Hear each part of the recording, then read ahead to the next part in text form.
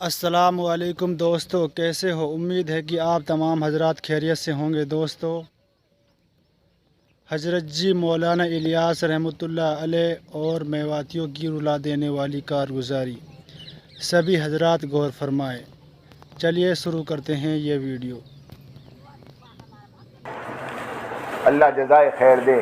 حضرت مولانا الیاس صاحب رحمۃ اللہ علیہ نے اپنا سب کچھ لگا دیا، یہاں تک کہ کھانے کو کچھ نہیں بچا، تو اپنے ساتھ جو مرکز میں ہمارے اپنے پاس پڑھنے والے جو اس ٹائم کے میواتی تھے ان کو کہا کہ ایک کام کرو، دیکھو میرے پاس اب تمہارے کو کھلانے کو کچھ نہیں ہے، میں تمہارے کو سفارش نامہ لکھ دیتا ہوں، دلی میں بہت سارے مدرسے ہیں، تم کسی مدرسے میں جا کے پڑھ لو، کیونکہ یہاں تو اب کچھ نہیں ہے۔ تو ان بچوں نے اور میواتیوں نے، بچے تو نہیں بڑے تھے وہ، ان میواتیوں نے مولی الیاس سے کہا کہ اچھا ہم تو چلے جائیں دوسرے مدرسے میں، تو تم یہاں کیا کرو گے؟ کہا کہ دیکھو یہ درخت ہے، یہ درخت کا گولر کھا لوں گا، اور یہ حوض ہے، یہ حوض کا پانی پی لوں گا، اور میری زندگی کے جتنے دن بچے گزار دوں گا۔ گولر سمجھتے؟ گولر، ہاں وہ گولر ہوتے تھے اس زمانے میں۔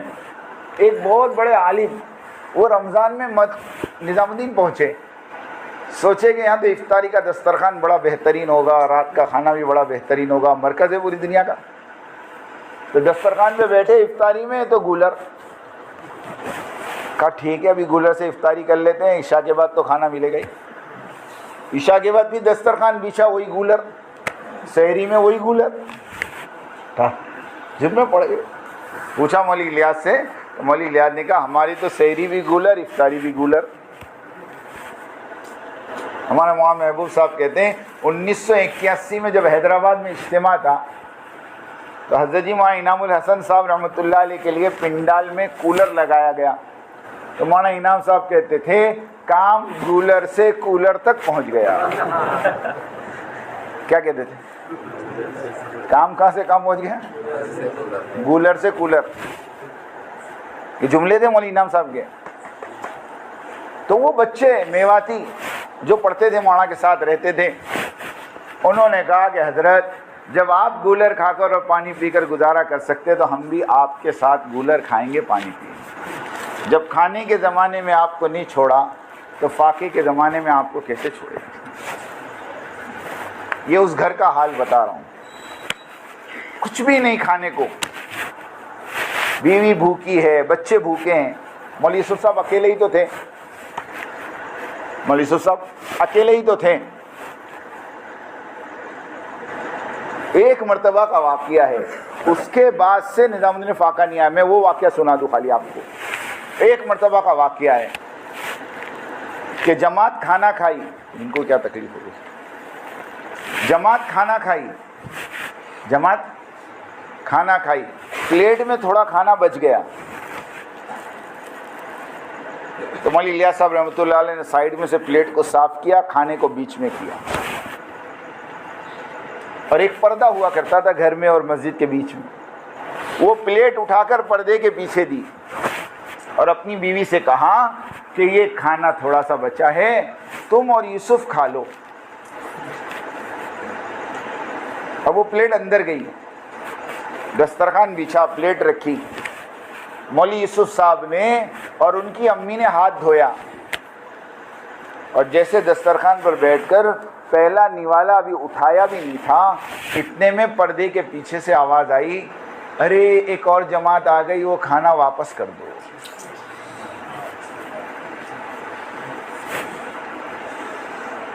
ماں نے مولوی یوسف کا ہاتھ وہیں روک دیا کہ بیٹا رک جا، اور اٹھا کے وہ پلیٹ دے دی۔ بچہ تو بچہ ہوتا ہے نا، مولوی یوسف رونے لگے، مولوی یوسف صاحب چھوٹے سے تھے، رونے لگے۔ مولوی الیاس کو پتہ چلا تو مولوی الیاس صاحب رحمۃ اللہ علیہ کو پتہ نہیں کیا ہوا، وہ اپنے کمرے میں گئے اور دروازہ اندر سے بند کر دیا، دروازہ اندر سے بند کر دیا، اور 20 منٹ یا آدھا گھنٹہ کچھ اندر کیا معلوم کیا کیا۔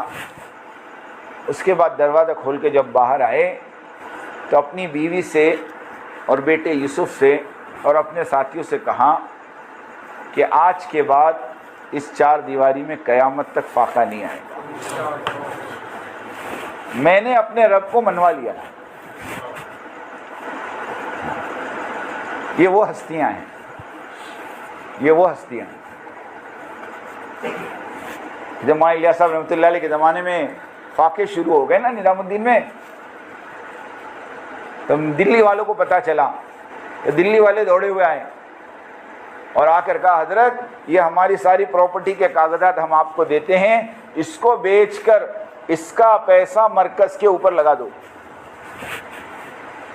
مولانا الیاس صاحب رحمۃ اللہ علیہ نے کہا یہ پیپر تم پکڑو، ان پیپر کی مجھے ضرورت نہیں، قسم خدا کی میں ابھی دعا کر دوں اللہ یہ بنگلے والی مسجد کو سونے چاندی کا بنا دے.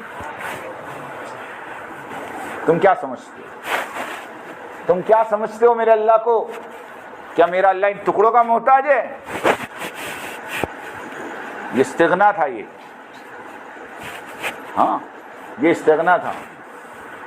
حضرت مولانا زکریا صاحب رحمۃ اللہ علیہ کہتے ہیں میں اعتکاف میں تھا اور باہر لڑنے کی آواز آئی زور زور سے. میں گھبرایا کہ کیا ہوا نظام الدین میں باہر آیا تو مولوی یوسف صاحب رحمۃ اللہ علیہ ایک دلی والے کو غصہ کر رہے تھے. میں نے پوچھا کیا ہوا؟ تحقیق کی تو پتہ چلا کہ وہ دلی والا بہت بڑی رقم لے کر آیا تھا مولوی یوسف کے پاس اور آ کر مولوی یوسف صاحب کو کہہ رہا تھا کہ یہ میرا ہدیہ لے لو. اور وہ مولوی الیاس کا بہت قریبی ساتھی تھا. تو حضرت مولانا صاحب رحمۃ اللہ علیہ اتنا غصہ اس پر کہ پورا مرکز جمع کر دیا کہ تیری ہمت کیسے ہوئی یہ پیسہ یہاں لانے کی. مولانا زکریا صاحب نے پھر مولانا یوسف کو کہا اجی یہ تمہارے ابا کے ساتھیوں میں ہیں اور تمہارے ابا کے زمانے سے آتے ہیں یہاں. جب ابا کا نام سنا تو تھوڑے ٹھنڈے پڑ گئے. مولانا زکریا صاحب تو بڑے تھے، مولانا یوسف صاحب کے سسرے ہوتے ہیں. مولانا یوسف کو پکڑ کے اندر لے گئے اور وہ جو ساتھی تھے ان سے معافی مانگا، وہ ان کا مزاج تھوڑا گرم ہے، یہ غصہ ہو گئے، معاف کرنا. تو وہ جو مالدار آیا تھا اس نے کہا کہ نہیں تمہارے معافی مانگنے سے میرا اتنا اثر نہیں ہوا جتنا اس آدمی کا استغنا دیکھ کر اثر ہوا. کہ کتنا بے پرواہ آدمی اور کتنا اپنے آپ کو مال سے دور رکھنے والا آدمی. کہ وہ مال بھی واپس لے گیا اور کہتے موت تک اس آدمی نے تبلیغ میں جان لگائی. میں مولانا الیاس صاحب کی بات کر رہا تھا. مولانا الیاس صاحب نے دعا کی کہ فائقہ نہیں آئے گا. پھر اللہ نے مولانا الیاس صاحب کو بلا لیا، پھر مولانا یوسف صاحب امیر بنے. تو ہم جو کہتے ہیں نا اختلاف تو اس زمانے میں بھی ہوا. جب مولانا الیاس صاحب رحمۃ اللہ علیہ کے بعد مولانا یوسف کو امیر بنایا تو مولانا یوسف صاحب تبلیغ میں نہیں لگے تھے، وہ تو اوپر بیٹھ کر کتاب لکھ رہے تھے. حضرت مولانا الیاس صاحب رحمۃ اللہ علیہ بار بار اپنے میواتی ساتھیوں کو کہتے تھے جاؤ یوسف کو کہو تبلیغ میں حصہ لیں، مگر وہ پورا دن اوپر کمرے میں بند رہتے تھے. لیکن کس کو معلوم تھا کہ اوپر جو کام ہو رہا تھا وہ تبلیغ کا ہی ہو رہا تھا. تو کیا کام ہو رہا تھا اوپر؟ حیات الصحابہ لکھی جا رہی تھی. ہاں حیات الصحابہ لکھی جا رہی تھی. لیکن جب مولانا زکریا صاحب رحمۃ اللہ علیہ نے مولانا عبد القادر صاحب رائے پوری رحمۃ اللہ علیہ سے مشورہ کر کے مولانا یوسف صاحب کو امیر بنا دیا تو اس وقت اختلاف کرنے والے مولانا احتشام الحسن کاندھلوی جن کی کتاب پستی کا واحد علاج، اگر یقین نہ آوے تو فتاوی محمودیہ پڑھ لینا.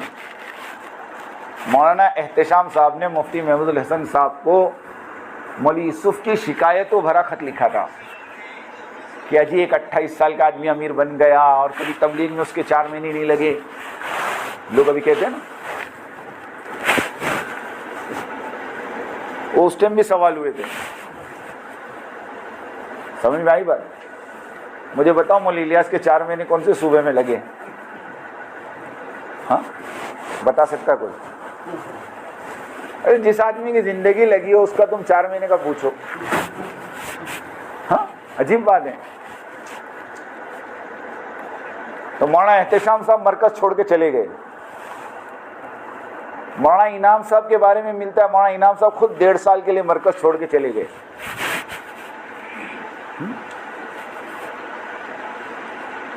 لیکن یہ مخلصین تھے, ان کو اختلاف تھا, مخالفت نہیں تھی. فرق سمجھنا, ایک ہوتا ہے اختلاف اور ایک ہوتی ہے مخالفت, اور مخالفت جو کرتا ہے وہ محروم ہوتا ہے. ہاں, مخالفت جو کرتا ہے وہ محروم ہوتا ہے. شیطان نے آدم کی مخالفت کی تھی علیہ السلام, اس لیے توبہ کی توفیق نہیں ہوئی اس کو.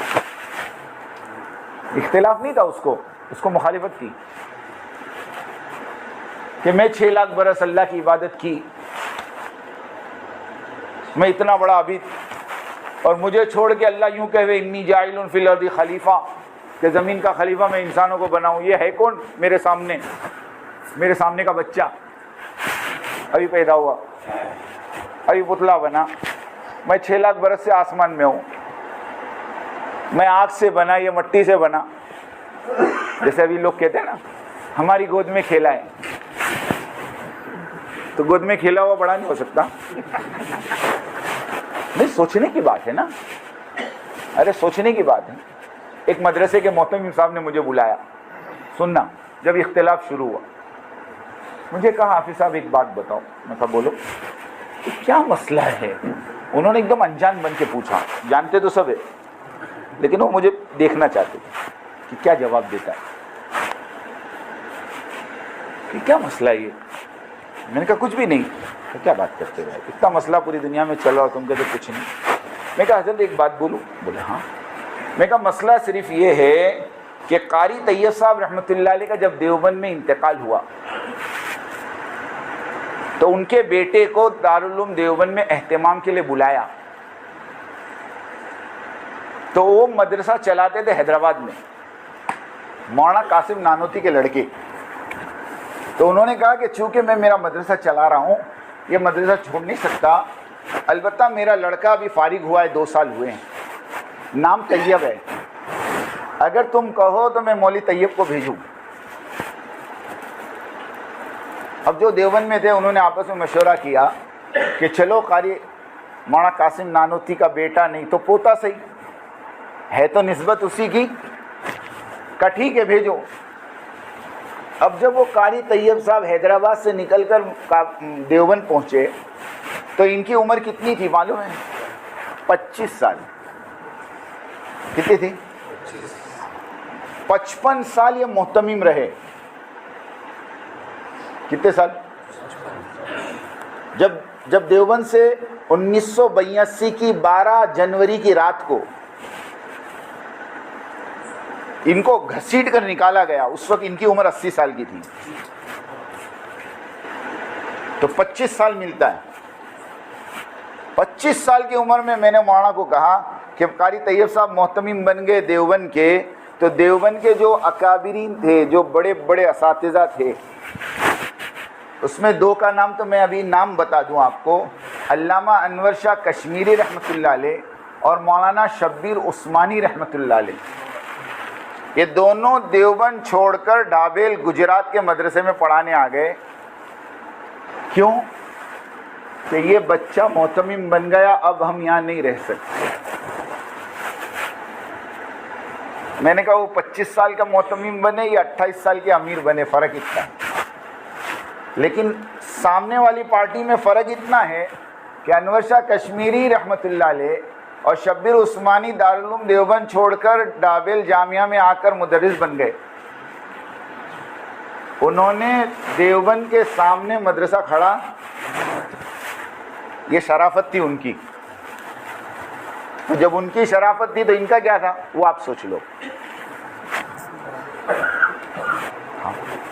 ایسے مولانا الیاس صاحب رحمۃ اللہ علیہ کے بعد, سنو میری بات دھیان سے, مولانا یوسف صاحب رحمۃ اللہ علیہ جب امیر بنے تو مولانا انعام صاحب, یہ پوری دنیا سنیں گی بات, اور مولانا